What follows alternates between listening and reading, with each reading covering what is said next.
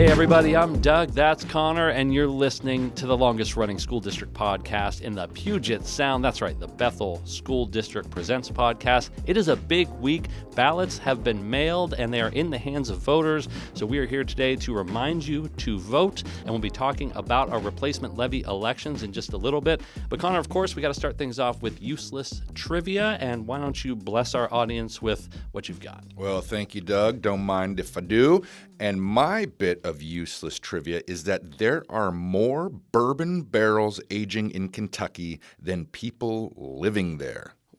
That is interesting and useless. It's both, and it's true, and it's not even close. There are currently 17.1 million aging barrels of bourbon and other spirits in Kentucky, which means there are more than 3 barrels for every living person in that state. That's wild. Wow, interesting. And am I wrong in that they only use those barrels one time and then they ship them overseas? No, you are actually right. That's a law, actually. They are only allowed to use them one time, and then they ship them off to Europe, where they're oftentimes used to make scotch. Interesting. Wow. Well, what is your source this week? I presume it's some 18-plus site. It's the Kentucky Distillers Association. So what about you, Doug? What's your trivia for the week? Well, I've been inspired by you, not this week yet, I guess, but the past couple of shows you have had some football trivia, and I wanted to jump in the mix with the Super Bowl fast approaching, and I ran across this interesting fact, which doesn't have a source. It's just fact. You can look it up really anywhere. So there's only one market with the big 4 sports leagues, and I'm talking Major League Baseball, National Football League, National Basketball Association, and the National Hockey League. Only one market that has the big 4 where all 4 teams are named after the state, not the city that they're in. Any ideas what that would be? I cannot for the life of me think of one.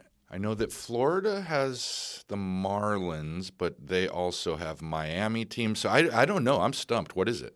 It is a tricky one, and thanks for giving our audience time to play along there. It is the great state of Minnesota. Of course, they have the Minnesota Twins for baseball, the Minnesota Vikings for football, the Minnesota Wild for hockey, and the Minnesota Timberwolves for basketball. And if we want to add in a fifth, the fifth of the big 5 being Major League Soccer, it's Minnesota United, all Minnesota teams, no city names.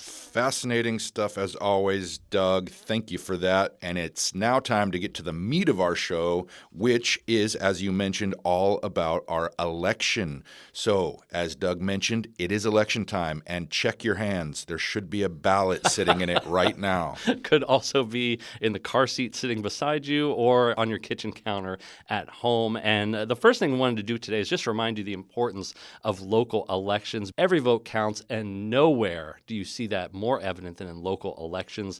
Of course, the headlines are dominated by national news, national politics, but it's at the local level where your individual voice resonates the loudest and where each ballot cast really carries the most weight. That is absolutely true. These local elections like ours are frequently decided by razor-thin margins, making every single vote really, really critical. In our own community, we've seen this reality play out in dramatic fashion, haven't we, Doug?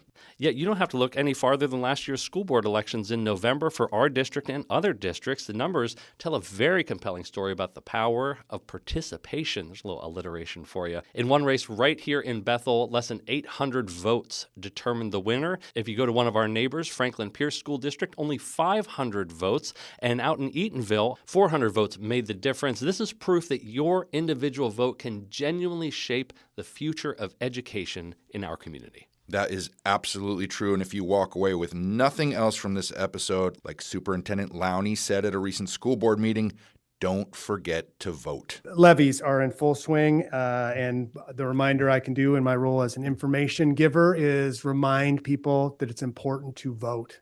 We don't want any ballots sitting on counters, on kitchen countertops or on front seats of the car where you meant to turn it in, but you forgot. So get those ballots in. Connor, I'm glad you played that quote because that school board meeting and actually this school board year has actually been pretty historic. We now have student school board representatives who sit up on the dais along with the school board. And this is the first time in Bethel we've done this, and it's a big deal. Representative Autumn Humbert was in attendance at that meeting, and she talked about a wide range of topics that are going on at her school. And I don't know if she knew it or not, but everything she talked about was levy levy-funded. First off, she touched on counselors and social workers and the supports that students have in school. I'm proud to say that the counseling system, including the Wellness Center, has excelling at even being recognized for their work and support as of last year in July 2025. The past school year so far, our amazing Wellness Center has been getting support from the outside of our school to help with the mental health of our students. Well said, Autumn. And the thing I really like about our student board reps is that they're there to speak their mind. So we are really getting the truth. Continuing on, Autumn talked about sports, also funded by our EP&O levy. With our athletics team for my school's athletic program, we've had an increasing growth of athletes in our basketball and wrestling program. That just keeps growing. Our students do a good job at sticking together and providing a connection for each other. But we've also faced struggle with our program. Even though we have high in numbers, we still have injured students, but we are also faced with struggle with competing in the new 4A system. Unfortunately, that changed the outcome of our goals and what we want to see in our student athletes. Autumn then talked about other after-school activities, and along with clubs themselves, our after-school activity buses are also levy-funded. Let's hear more from Autumn.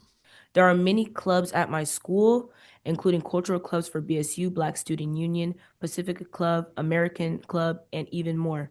Our diversity is something we take very big pride in, and something we do honor these clubs and our students is that we have assemblies that our clubs will recognize for our school. Last year, we had our first PII club, our Pacific Islander and Asian American students assembly, and these people got to host it for the first time, feeling as very proud and taking pride in themselves for our school.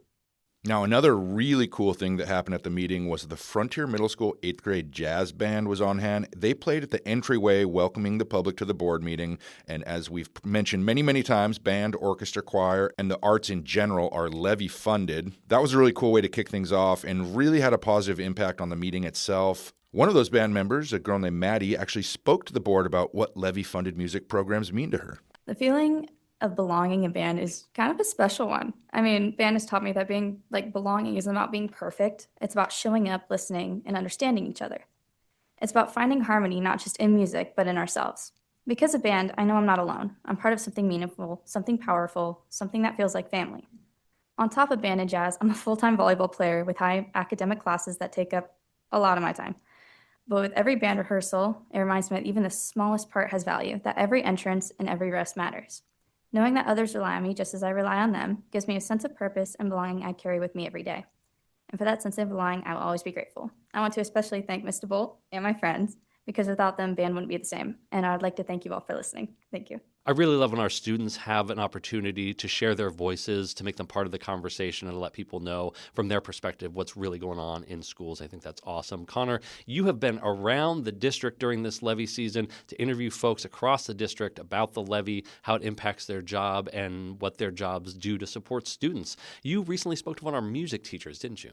I have been around the district, and I recently spoke with Melissa Geyer. She is the band director at Bethel Middle School, and she talked a bit about how music education supports students far beyond just learning notes and rhythm. It builds confidence, discipline, teamwork, and a strong sense of belonging, she said. Being a part of a music ensemble promotes teamwork, teaches students how to be a good team member. They're held accountable. They have to work well with other people, cooperate, collaborate, discuss. It's a really great way for students to practice a real-world skill they'll need in the workforce someday, working well with other people and working together to be successful towards one common goal. I love that. You also spoke to one of our athletic coaches. I have actually, and I've spoken to a lot of them really, and they all say the same thing about the importance of high school athletics. I recently spoke with Spanaway Lake High School wrestling coach Akeem Young. He talked about some of the many physical and emotional benefits young people get through sports. The reason why sports at this level is very important, it starts teaching kids time management, how to manage their time with school, life outside of school, and with sports. It helps them with just being accountable, because now it's just not them they have to worry about, it's their team, because someone else is there that depending on them. And like in life, once they leave this education realm, it's all on them, and they need those crucial skills to be successful. I love hearing from our coaches. The impact athletics have on students is huge. Both my kids actually did sports in school here in Bethel. They also participated in Lego robotics. That is a super cool program. It really is, and I recently got a chance to speak with Thompson Elementary teacher and first LEGO League robotics coach Amy Beimer. She talked about the importance of offering students fun and educational after-school clubs, such as that one, LEGO Robotics. Robotics is really important and helpful for our students because it gives them a lot of leadership skills.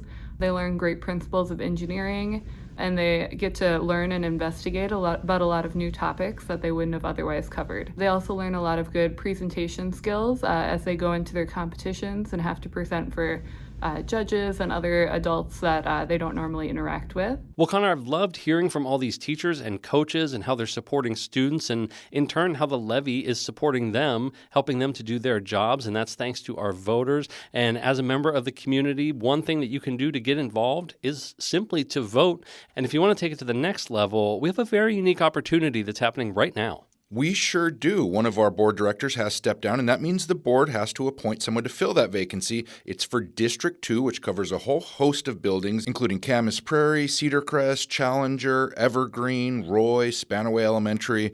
Applications for the Director District 2 will be accepted by the board through 4 p.m. on February 13th. And anybody residing in District 2 can apply for appointment to the board. We do have a map on our website so you can see that, or if your kid goes to one of those schools, likely you live in District 2. Only qualifications are you must be a citizen of the United States and the state of Washington, and you must be a registered voter and reside in Director District 2. You can learn more about the position and apply for it at bethelsd.org. Well, that is going to wrap up this episode. But before we go, we have some breaking news. The United States Postal Service recently updated its language about postmarks. They're encouraging people to send their mail in days before any hard deadlines. And here in Washington, with mail-in voting, that's a big deal. So if you're not an early voter, keep this in mind and consider dropping your ballot in an official ballot box instead of a mailbox to make sure your voice is heard. If you don't, just make sure it gets postmarked before Election Day. And that, of course, is February 10th. Absolutely. And we'll be back to remind you to vote again next week. We have a great show lined up for you as well. Thanks for listening, everybody.